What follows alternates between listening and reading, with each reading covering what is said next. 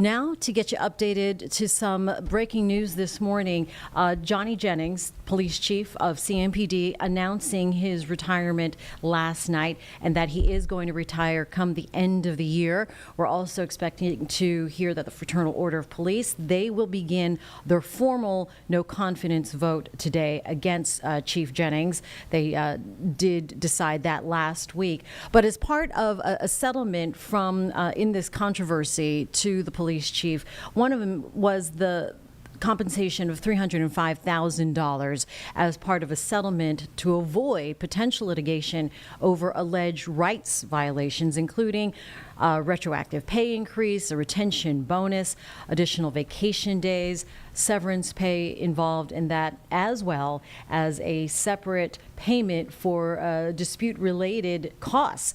And this settlement follows the dispute with former council member Tariq Bakari of District 6, who allegedly threatened Jennings' position over disagreements about police gear policies. That happening after last year's shooting in East Charlotte with that ambush, deadly ambush that ended up killing 4 officers.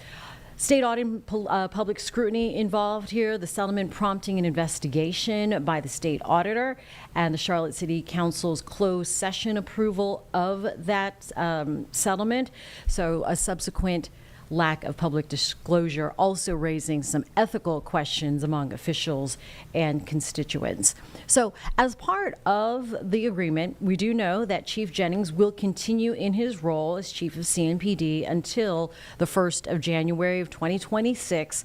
In the meantime, City Manager Marcus Jones is expected to lead this national search for Jennings' successor with the aim of ensuring a smooth leadership transition to head the CMPD department. We do know, as far as your timeline goes, taking this back to early May 9th, those first allegations with Charlotte Mayor Vi Lyles and several city council members holding a news conference. That was to reject allegations of unethical, immoral, and illegal activities made by council member Victoria Watlington. And those allegations were coming after a settlement with Chief Jennings, like I said, during the closed door session.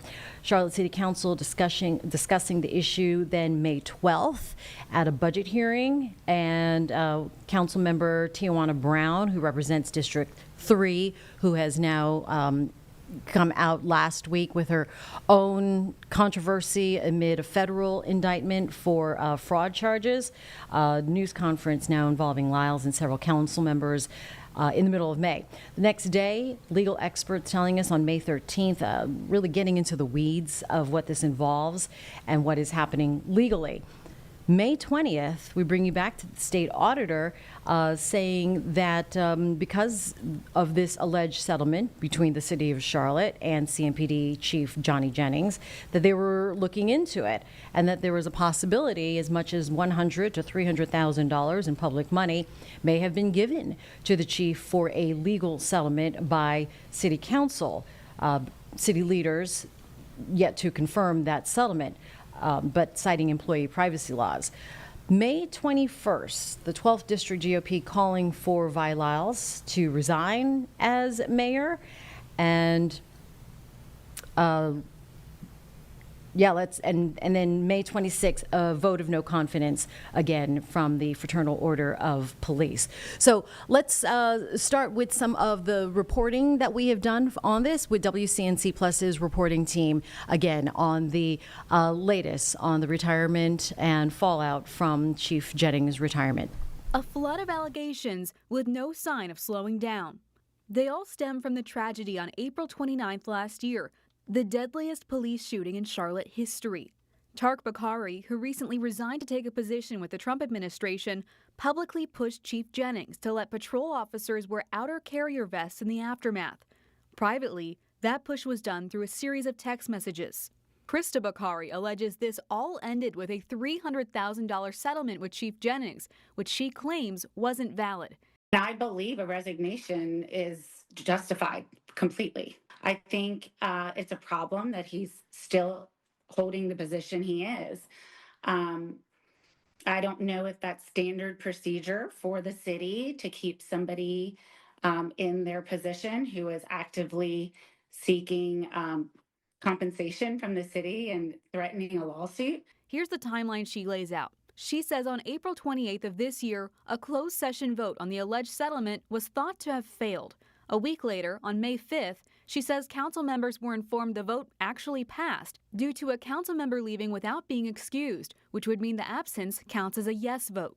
There's hundreds of thousands of dollars of taxpayers' money should not be negotiated behind closed doors, especially when there's no warrant for it. The city attorney says he is not confirming anything, but that the leak is grounds for an investigation. Is a concern about the violation of the open meetings law provision that allows for individuals to go into closed session. That violation constitutes a misdemeanor under state law. At the meeting, he cited the Meetings of Public Bodies Act, which does not say anything about criminal penalties. Friday, he released a statement pointing instead to the Personnel Privacy Act, which does say sharing information could mean a misdemeanor. Krista Bakari says this still isn't applicable because a physical file was not shared. Now it's a waiting game to see what happens with the investigation and the still empty District 6 seat Bakari left behind. It was a busy night for council with a public hearing on the 2026 budget proposal, but that was somewhat overshadowed by last week's heated back and forth. The interim city attorney still says that he is not confirming any settlement, but the way it allegedly went down is what caused so much public division within council that they now say they're trying to fix. Monday night, a consensus from city council. I think we need to do things differently. Mayor Vi Lyles and Councilmember Renee Johnson saying they would lead the charge on turning this week's public disagreements into action. It's been a tough week, a lot of words played and said, and in conversations, but I think at this point in what I would say is that this council has an opportunity to really stop and think to do some things that we need to do differently. The disagreements all stem from the tragedy on April 29th last year, the deadliest police shooting in Charlotte history. Tark Bakari, who recently resigned from council to take a position with the Trump administration, publicly pushed Chief Jennings to let patrol officers wear outer carrier vests in the aftermath. Privately, that push was done through a series of text messages. Council intended to end that conflict last week when they allegedly voted on a $300,000 settlement with Chief Jennings that has not been confirmed by the city. But it only grew with Councilwoman Victoria Watlington publicly claiming corruption within the city government. Dr. Watlington and I have both expressed frustration with the way things have gone. Councilmember Tijuana Brown also sharing her thoughts. Disagreements will come and at times they will test us. But disagreement is not our enemy. Division is. Mayor Lyles said a more formal discussion will have to wait until after the city adopts a budget on June 9th. Because the time is always right to do what is right. Amen? Amen. A closed-door session ending with a public dispute and an alleged $300,000 settlement to CMPD Chief Johnny Jennings. This all over text messages former Councilman Tark Bakari sent to Jennings after last year's deadly police shooting. Bakari pushing for police to wear outer carrier vests. Jennings say the texts were defamatory and threatening. However, he never actually filed a lawsuit. We're not going to confirm or deny. The law provides for certain confidentiality of closed sessions as well as personnel privacy matters, and we're going to respect the law. Interim City Attorney Anthony Fox says he's not confirming anything, but the question is this allowed? Charlotte Attorney Gary Monty says it is. They do so for lots of reasons. Perhaps they know they are liable. Perhaps they want to avoid litigation. Perhaps they want to avoid publicity. The investigation Fox says will follow is more complicated. Fox says the leak is grounds for a misdemeanor, citing the Personnel Privacy Act. That act does say a violation comes with a $500 fine. It's important to know that the city attorney is not prosecutor.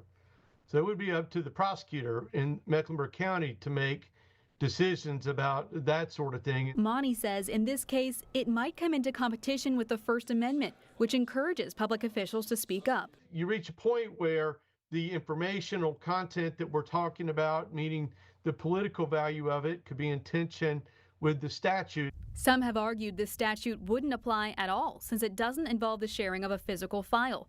but Monty says whoever leaked it should assume it does.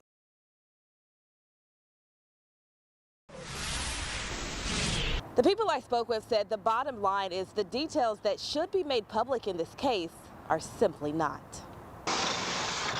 In a letter to Charlotte Mayor Vi Lyles from North Carolina State Auditor Dave Bullock says he wants to know where the money in a settlement between the city of Charlotte and CMPD Police Chief Johnny Jennings came from. The price tag between $100,000 to $300,000 in public money. The world we live in is crazy, so nothing really shocks me anymore.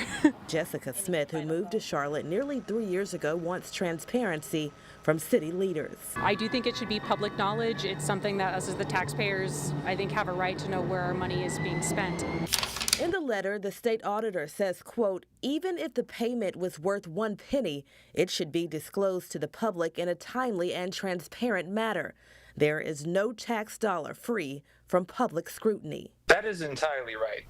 The first duty of the state auditor is to shed light on the situation so that the taxpayers and the voters can know what's going on and make their own judgments about whether something wrong has occurred. David McGarry is the research director for Taxpayers Protection Alliance. He takes an interest in curbing waste of taxpayers' dollars. He says the state auditor is obligated to ensure some level of accountability in a case like this. There seem to be multiple levels of the details being shrouded from both elected officials and from the general public, and that's simply no way to run a railroad, much less a government. The settlement is tied to text messages from former council member Tark Bakari to Jennings. This over the push for Jennings to let CMPD officers wear outer carrier vests after last year's deadly officer ambush.